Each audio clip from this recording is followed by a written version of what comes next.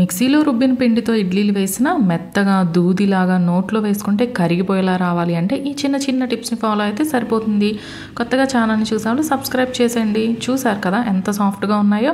ముందుగా 2 గ్లాసులు మినపగుళ్ళు, 2 గ్లాసుల మినపగుళ్ళకి 4 గ్లాసులు ఇడ్లీ రవ్వ, రెండిట్లోకి నీళ్లు పోసుకొని రెండింటిని ఒకేసారి నానబెట్టుకోవాలి. ఇది ఫస్ట్ టిప్. ఈ రెండింటిని ఖచ్చితంగా 4 నుంచి 5 గంటల పాటు నానబెట్టుకోవాలి. మిక్సీ వేసేటప్పుడు కొద్దిగా నీళ్ళని వేయాలి, మరీ ఎక్కువ ఒకేసారి నీళ్ళని వేయకండి. పిండిని రుబ్బుకునేటప్పుడు కన్సిస్టెన్సీ ఇక్కడ చూపిస్తున్న విధంగా ఉండాలి. ఇందులోకి శుభ్రంగా కడిగిన రవ్వను వేసి బాగా కలిపేసుకొని నైట్ అంతా వదిలేస్తే మార్నింగ్కి పిండి అనేది చక్కగా పులిసిద్ది.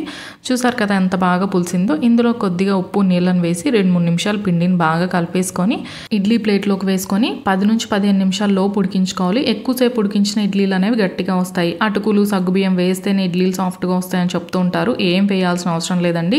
చూసారు కదా ఎంత సాఫ్ట్గా వచ్చాయో. నచ్చితే కనుక లైక్ చేయండి, షేర్ చేయండి.